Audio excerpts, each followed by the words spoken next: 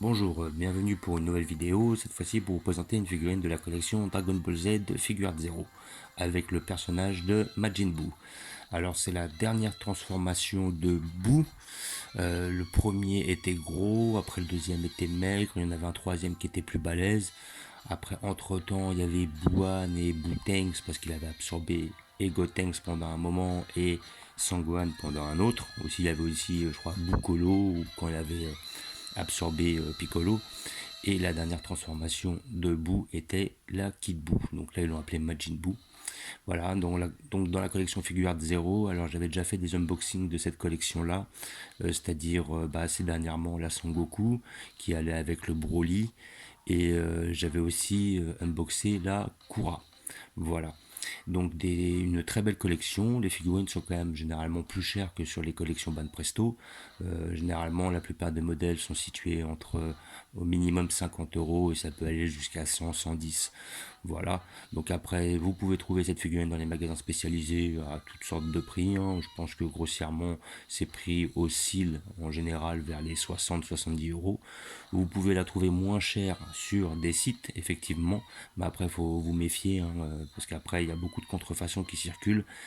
Et cette pièce est quand même assez rare, car c'est l'une des seules représentations de Kid Buu en PVC qui tiennent la route, hein, je vais dire. Parce que bon, la plupart des autres versions de Kid Buu soit sont articulées, soit sont vraiment moches. Donc je n'ai pas pris cette figurine pour moi, j'ai pris cette figurine pour l'offrir à mon cousin. Et je lui ai offert pour Noël parce qu'il m'avait aussi offert la Goku. Donc après, bon bah ça me faisait plaisir de lui offrir cette figurine là. J'ai proposé d'autres figurines, hein, de genre de la collection One Piece ou Naruto parce qu'il a les mangas, mais il était vraiment intéressé par le fait d'obtenir une Kid Buu. Donc et puis par chance, j'ai réussi à la trouver dans un magasin. Après, je ne peux pas réellement dire la sortie de cette figurine. Je pense qu'elle a dû sortir il y a peut-être 2 ans. Voilà. J'ai eu la chance encore de pouvoir la trouver. Voilà. Et comment dire, voilà. Donc, comme vous savez, moi, je n'aime, c'est pas un arc que je préfère au niveau des figurines, hein. Moi, tous les figurines que j'ai au niveau Dragon Ball Z sont situées dans l'arc Freezer, l'arc Saiyan, l'arc Cell, c'est-à-dire les cyborgs.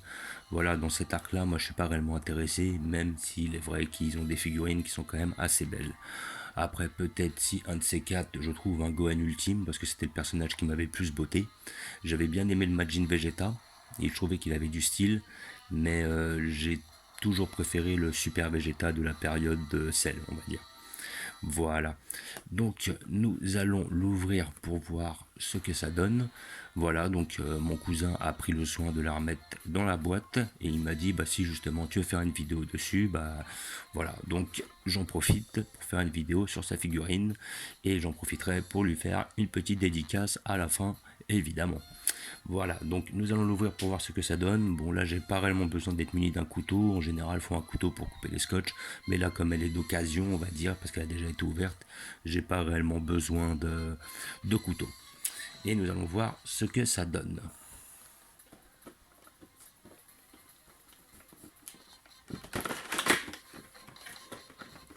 Donc les boîtes sont quand même assez jolies en général sur cette collection là. Voilà, hein. On a un design de boîte où on voit le personnage au travers, ce qui nous permet de voir tout de suite la qualité de la marchandise, si elle vaut le coup ou pas. Disons qu'on a très rarement de mauvaises surprises. Et donc après, on a un plastique qui s'ouvre et qui est assez proche des figurines Eagle Moss en général. Donc avec des morceaux de scotch chaque côté, je vais retirer l'autre.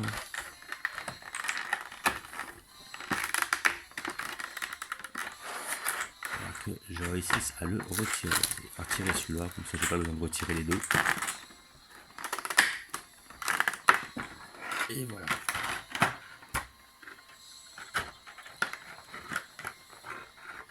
Donc nous avons une figurine qui est en 3 parties.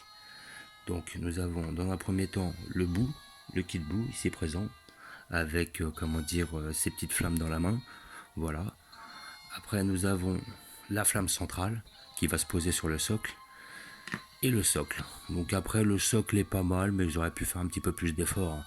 Quand je vois tous les socles qu'ils ont fait chez les collections Figure Art Zero jusqu'à maintenant, que ce soit le Broly ou le Kura, on avait des super socles. Là on peut dire que c'est quand même assez soft, hein. Voilà, donc après, ça se colle de cette manière-là. Ça s'emboîte assez facilement, hein, visiblement. D'après ce que j'ai vu, c'est pas extrêmement difficile à mettre. Ça s'emboîte assez facilement en principe. Voilà, tout simplement. Et par la suite, le bout vient se poser. Vous avez une petite encoche au niveau des fesses, comme d'habitude, je serais tenté de dire, qui va lui permettre de venir se poser de la sorte là-dessus.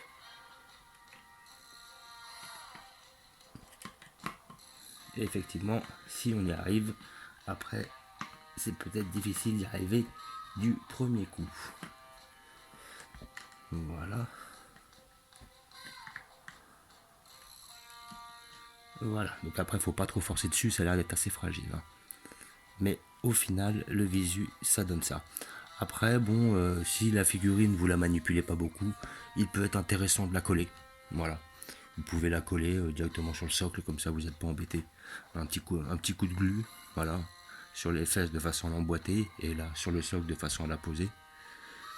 Et voilà, donc on a une figurine qui est pas mal.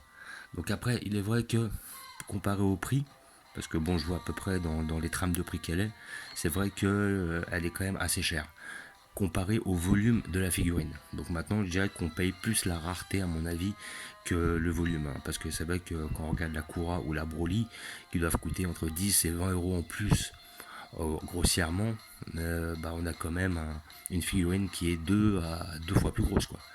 Donc là, c'est vrai que au niveau du poids, grossièrement, voilà quoi. Je trouve qu'elle est quand même assez excessive.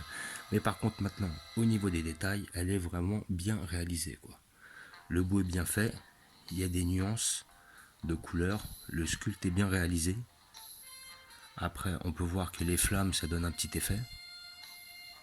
Elle est franchement pas trop mal. Elle est belle, hein, sincèrement. Hop, à la rigueur, je vais la prendre directement comme ça, pour la montrer de près. Franchement, c'est une belle pièce, hein. Je pense que c'est une pièce qui est à posséder pour tous les fans de Boo et de Kid Boo en particulier.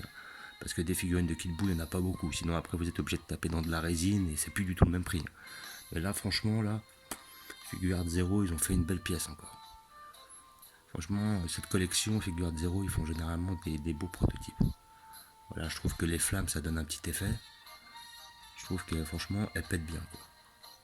Franchement, elle est belle. Hop, on arrive à la replacer. Après, il faut trouver la bonne encoche. Donc après, comme je disais, c'est peut-être intéressant de prendre de la glu et puis de la coller. Comme ça, vous n'êtes pas emmerdé, quoi. Hop, voilà. Puis ça évite les accidents.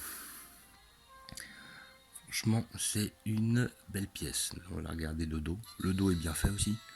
Donc c'est pas une figurine extrêmement détaillée, hein. On n'a pas tous les muscles apparents comme chez beaucoup de super guerriers, mais bon, c'était le design du personnage qui était comme ça.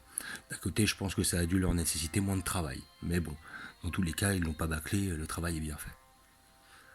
Donc après, comme je disais, si vous voulez trouver cette figurine, vous la trouvez dans les magasins spécialisés, que ce soit sur Paris ou sinon vous la commandez sur les sites. Et après, méfiez-vous parce qu'il y a beaucoup de contrefaçons qui circulent. Donc après, sincèrement, si vous voyez une figurine entre 8 et... on va dire 8 parce que j'en ai vu certaines à 8 euros. Mais si vous la voyez en dessous de 30 euros, méfiez-vous. Hein, parce que généralement, des figurines comme ça coûte plus entre 50 et 70 en moyenne. Là, si vous la trouvez à moins de 30 euros, méfiez-vous. Il y a des grandes chances que ce soit une contrefaçon. Voilà, donc je ne vais pas vous montrer où je vais la placer parce que comme je ne vais pas la placer dans ma collection, ça sert à rien de vous montrer où je vais la placer, évidemment. Mais comme d'habitude, je vous remercie d'avoir regardé. Je vous dis à bientôt. J'en profite pour placer une dédicace pour mon cousin, pour m'avoir permis de faire cette vidéo. Et ainsi qu'à toute sa clique, hein, on va dire Toubo, Jen, Melo, Aurore, la totale quoi. Et voilà. Et je vous dis, n'hésitez pas à vous abonner, mettez des pouces. Ciao.